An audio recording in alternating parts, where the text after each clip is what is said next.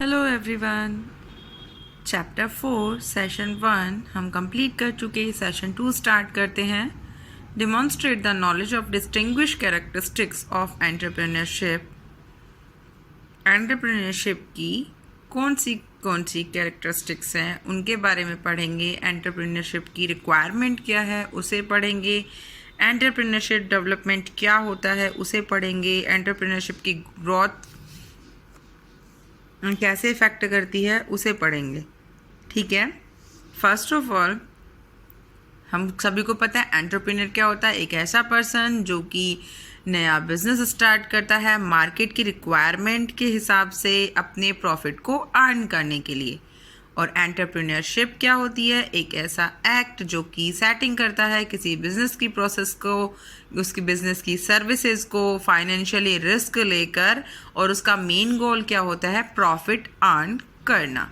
ठीक है, दोनों चीज़ें समझ गए। What do you mean by entrepreneur and entrepreneurship? Okay.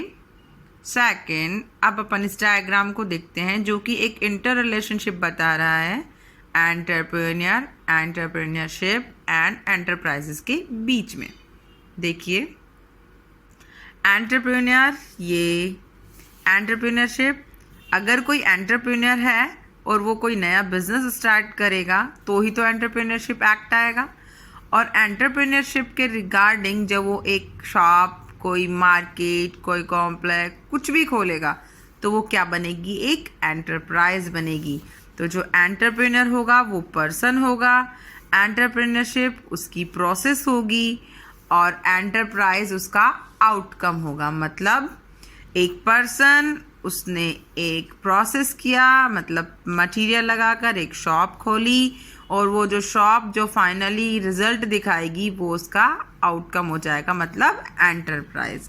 Simple तीनों का एक दूसरे से क्या है? कनेक्शन है। अब अपन चलते हैं एंटरप्रेन्योरशिप डेवलपमेंट क्या होती है।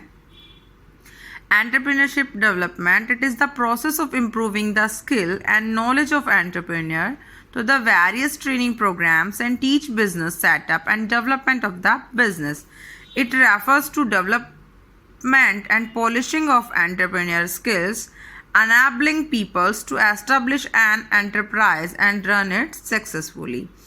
Entrepreneurship एक process है जो कि हमारे स्किल्स को इम्प्रूव करती है, हमारी नॉलेज को इम्प्रूव करती है। किसके माध्यम से? बहुत सारे वेरियस क्लासेस चलती हैं, ट्रेनिंग प्रोग्राम्स चलते हैं जो हमें बिजनेस के सेटअप को, उसको डेवलप करने की न्यू टेक्निक्स बताते हैं, न्यू आइडियाज़ बताते हैं, है ना, जिसकी वजह से हम लोग अपने बिजनेस की ग्रोथ को ज़्यादा कर सकते हैं।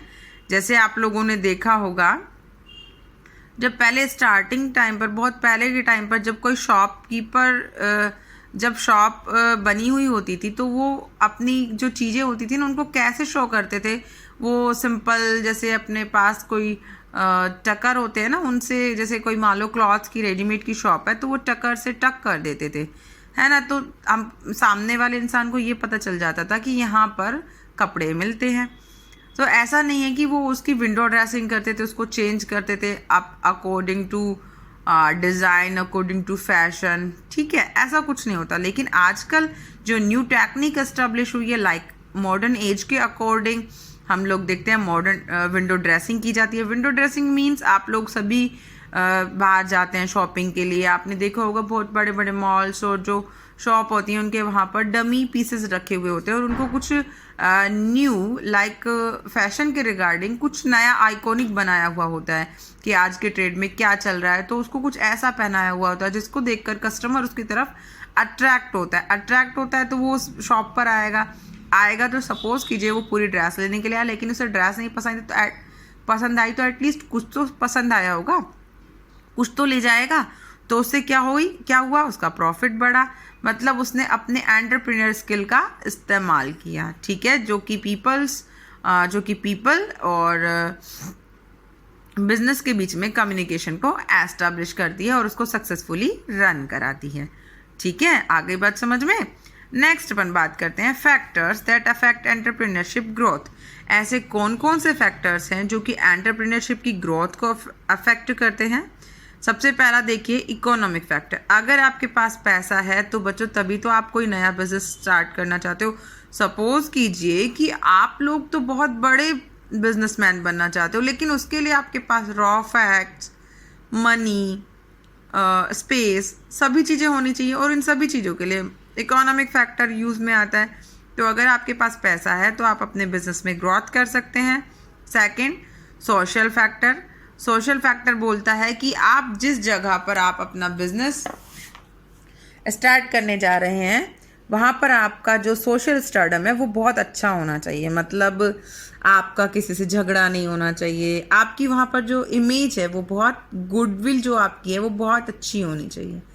भाई जैसे आप लोग देखते हो ना कि किसी की शॉप बहुत ज़्यादा फेमस हो जाती है जस्ट बिकॉज ऑफ, उसके रीज़न अलग अलग हो सकते हैं। किसी का मटेरियल बहुत अच्छा है, किसी का बिहेवियर बहुत अच्छा है, कोई आपके घर के बिल्कुल नज़दीक है ना, कन्विंस की ज़रूरत नहीं पड़ती है, बहुत सारे फैक्टर्स होते हैं, है ना।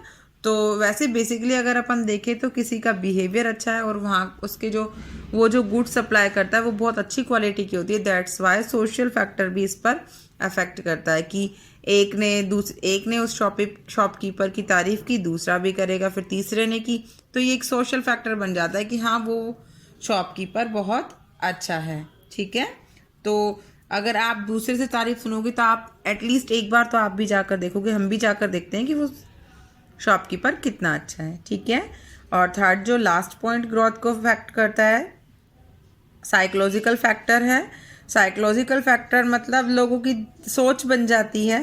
जैसे आप किसी एक के पास जाने लग जाते हो, आपका उसके साथ बहुत अच्छा बॉन्डिंग हो जाता है या बहुत अच्छा बिहेवियर आपको उसका पसंद आता है, तो हमारे दिमाग में एक साइकोलॉजी बैठ जाती है। हम बोलते हैं कि नहीं हमें तो वहीं जाना है, हमें तो वहीं से लेना है, या हमें तो उसी की शॉप के कपड़े अच्छे लगते हैं, हमें तो उसी नाई से बाल कटवाने हैं, हमें तो उसी गोलगप्पे वाले से गोलगप्पे खाने हैं, है ना। ये क्या है, हमारी साइकोलॉजिकल फैक्टर है कि हम वहीं से वो चीज़ लेना पसंद करते हैं। ठीक है, तो ये तीनों ही जो फैक्टर्स हैं ये हमारे ग्रोथ को, किसी भी एंटरप्रेन्योरशिप को कंप्लीट करने में बहुत इम्पोर्टेंट रोल प्ले करते हैं। ठीक है, अब अपन लास्ट टॉपिक अपना देखते हैं जो है stages in entrepreneurship development process. अगर आप एक एंटरप्रेन्योर हैं और आप एक एंटरप्राइज खोलना चाहते हैं तो उन दोनों के बीच में आपको एक एंटरप्रेन्योरशिप कंप्लीट करनी पड़ेगी, और उसको एंटरप्रेन्योरशिप को कंप्लीट करने के लिए कुछ डेवलपमेंट की प्रोसेस हैं जो कि हम करते चलेंगे। पहले देख लीजिए, an entrepreneur must find, evaluate and develop an opportunity by overcoming the challenges that comes in the way of starting new business ventures.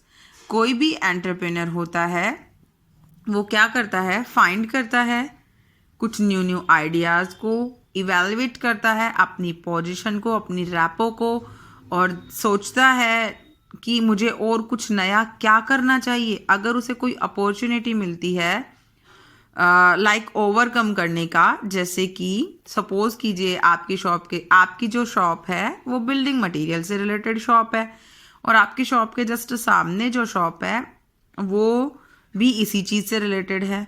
ठीक है, लेकिन किसी रीज़न की वजह से उस शॉप का जो ऑनर है उसने वो शॉप बंद कर दी, तो आप क्या करेंगे, आप और अच्छी फैसिलिटी प्रोवाइड कराएंगे। उस शॉप पर जो कुछ एक्स्ट्रा चीज़ें मिलती थी आप वो चीज़ें रखने लग जाएंगे अपनी शॉप पर, क्योंकि जो उसके कस्टमर्स हैं वो अब उसके पास ना जाकर आपके पास जाएंगे, है ना।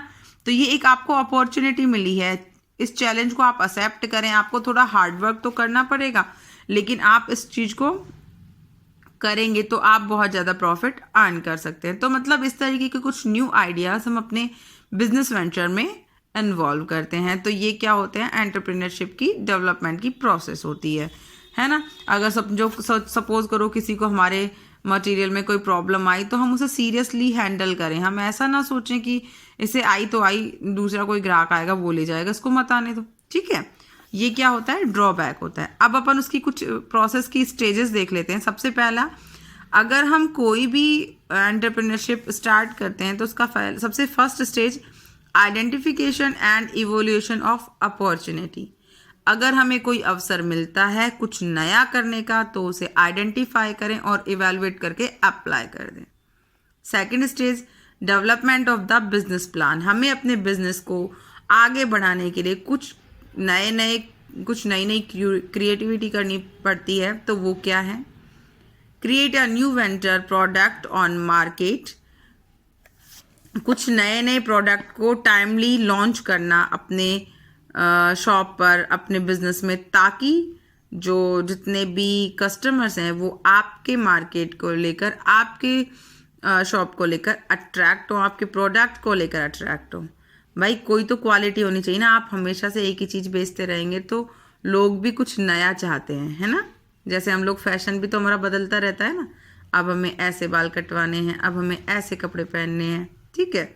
Determining of the required resources, उन सभी चीज़ों को बेचने के लिए, उस अपॉर्चुनिटी को डेवलप करने के लिए, कुछ न्यू क्रिएटिविटी करने के लिए कौन कौन से रिसोर्सेज रिक्वायर्ड हैं उनको सुनिश्चित करें और अप्लाई करें। Management of the resulting enterprise, और मैनेज करें कि उस एंटरप्राइज का रिजल्ट कैसे निकलेगा, क्या निकलेगा। और सबसे लास्ट पॉइंट जो सबसे इम्पोर्टेंट है, अडेप्ट विद टाइम, उसको टाइमली कंप्लीट करें। ऐसा ना हो कि जब टाइम निकल जाए तब आप उसको अप्लाई करें, तब तक तो बहुत देर हो चुकी होगी, ठीक है।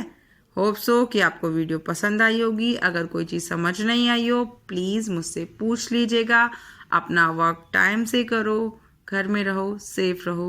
Good day.